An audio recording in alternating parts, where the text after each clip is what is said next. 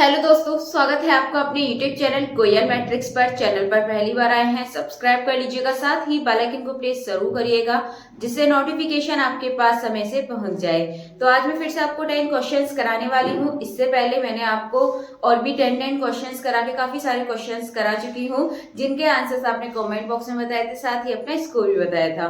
तो आज जो मैं 10 क्वेश्चंस कराऊंगी तो उनको भी आप करिएगा एंड लास्ट में जो अपना स्कोर है वो भी आप कमेंट बॉक्स में जरूर बताइएगा। आइए चलिए स्टार्ट करते हैं। वीडियो को एंड तक जरूर देखिएगा एंड अगर अच्छी लगती है तो प्लीज ज्यादा से ज्यादा लाइक कमेंट शेयर कर दीजिएगा। तो क्वेश्चन नंबर 1 आपके सामने है। क्वेश्चन नंबर 1 है, Which of the following is not the application of Taylor series? तो जो फर्स्ट क्वेश्चन है इसका आंसर करना है आपको, ठीक है। तो जो फर्स्ट क्वेश्चन है इसमें आपके पास ऑप्शन है, it is used to find value of whole function, या फिर इट रिड्यूस मैथमेटिकल प्रूफ्स, या फिर it is used in optimization technique, या फिर it fails to solve power flow analysis. तो ये आपके पास 4 ऑप्शन है, इनका जो आंसर है आप कमेंट बॉक्स में बताइए। क्वेश्चन नंबर 1 का जो सही आंसर है वो क्या होगा। चलिए क्वेश्चन नंबर 2 देखते हैं। क्वेश्चन नंबर 2 है, find the limit of the function. Function की लिमिट फाइंड करनी है। ऑप्शंस आपके सामने हैं, फंक्शन भी दे रखा है। तो बहुत आसान क्वेश्चन है, x प्लस वाई माइनस 6, ये किसमें निकालना है, x is equal to 1 and y is equal to 2 पर।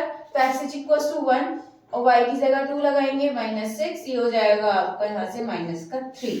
तो इसका जो सही आंसर है माइनस का 3, यानी कि ऑप्शन नंबर बी बिल्कुल सही आंसर हो जाएगा। चलिए आगे क्वेश्चन की तरफ देखते हैं। Which model is the one in which every set of variable states is uniquely determined by parameters in the model any by set of previous states of these variables? Option है आपके सामने, deterministic model, या फिर probability model, या फिर discrete model, या फिर continuous model. तो ये मैंने आपको वीडियो करा रखी है, आप उनको जाके देख लीजिएगा। ये जो स्टेटमेंट है ये किस मॉडल का है, डिटरमिनिस्टिक मॉडल का है। तो ऑप्शन नंबर ए इसका बिल्कुल सही आंसर हो जाएगा। Next, Which model accounts for time dependent change of a model? यानी कि which model accounts for time dependent change of a model? मतलब कि वो एक तरीके से मॉडल पर ही डिपेंड होता है, मतलब टाइम के अकॉर्डिंग ही चेंज होता है, कभी ऊपर कभी नीचे। यानी कि वो एक तरीके से स्टैटिक मॉडल की तरह नहीं चलता। स्टैटिक मॉडल होता है एकदम बिल्कुल टाइम के हिसाब से सही चलना, डायनेमिक होता है कभी ऊपर कभी नीचे, इस तरीके से होता है ये। तो ये आपका डायनेमिक मॉडल, यानी कि ऑप्शन नंबर बी सही आंसर हो जाएगा।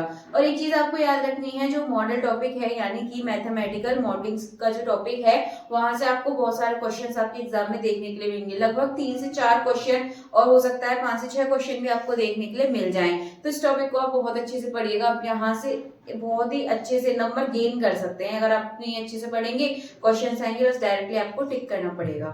तो इसका जो ऑप्शन नंबर बी है सही हो जाएगा। नेक्स्ट अगले क्वेश्चन देखते हैं। Next, which of the following is used in mathematical modelling in Boolean algebra? क्या यूज करते हैं, which of the following is used in mathematic modelling में, मतलब जो मैथमेटिकल। नेक्स्ट क्वेश्चन है, which of the following is used in mathematical modelling in Boolean algebra? क्या use किया गया है इसमें, कंस्ट्रक्टिव सॉलिड ज्योमेट्री, या फिर लाइंस फिगर, या फिर कॉम्प्लेक्स एनालिसिस, या फिर माइनस ज्योमेट्री?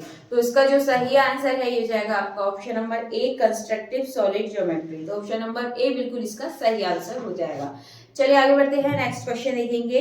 अगला है, change in number of individuals is population over time is called? क्या बोलते हैं इसको, पॉपुलेशन ग्रोथ रेट, या फिर मोर्टेलिटी रेट, या फिर इमिग्रेशन रेट, या फिर रिमाइंडर रेट? तो इसका जो सही आंसर है इसको बोलते हैं पॉपुलेशन ग्रोथ रेट। ये एक ही सेट के पेपर, मतलब ये एक ही सेट से क्वेश्चन लिए गए हैं, और आप देखेंगे इसमें कितने सारे आपको मॉडलिंग वाले टॉपिक से देखने के लिए मिल रहे हैं। तो आप जरूर इसको अच्छे से पढ़िएगा। नेक्स्ट आगे बढ़ते हैं। इसका तो आपको ऑप्शन नंबर ए था।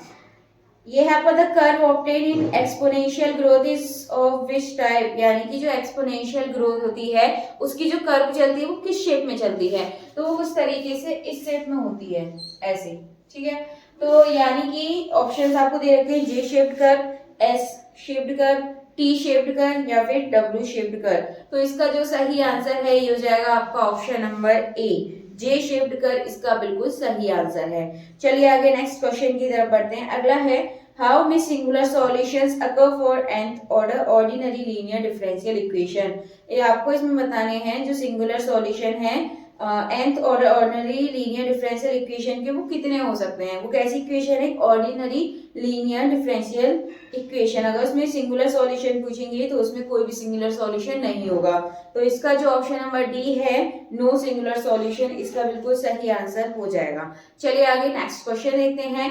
अगला है the solution of the curve given y is equals to fx where is the function of x also x and y are real number and इस टर्म as what, मतलब क्या बोलेंगे इस term को, मतलब क्या बोला जाएगा इसे, सॉल्यूशन कर्व, पॉलिनोमियल कर्व या फिर वेट्समैन कर्व या फिर फंक्शनल कर्व। तो इसका जो सही आंसर है हो जाएगा आपका solution curve. Option number A बिल्कुल इसका सही आंसर हो जाएगा।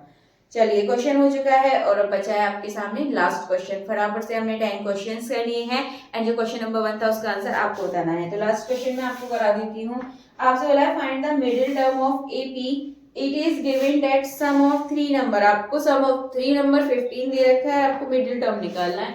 3 नंबर हम किस तरीके से लेते हैं, यहाँ पर a minus D, a and a plus D, इस तरीके से नंबर लेते हैं। अब इनका सम दे रखा है यानी कि बीच में लगाइए प्लस, इज इक्वल्स टू भी कितना दे रखा है, सम 15। आप देखेंगे यहाँ से क्या हो जाएगा, कैंसिल। तो ये क्या बचेगा आपके पास 3a इज इक्वल्स टू 15। यहाँ से आप कैंसिल करेंगे तो a की जो वैल्यू है आपको कितनी मिल जाएगी, 5। अब आपको मिडिल टर्म पूछा है, मिडिल टर्म दोनों के बीच में मिडिल टर्म है a ही तो होगा, तो a की वैल्यू 5 आई है। अगर फर्स्ट टर्म पूछता आप तो a माइनस डी कर देते, उसके लिए आपको d निकालना पड़ता फिर। बट क्वेश्चन के हिसाब से आपसे मिडिल टर्म पूछा है तो a का जो आंसर है 5 इसका बिल्कुल करेक्ट आंसर हो जाएगा।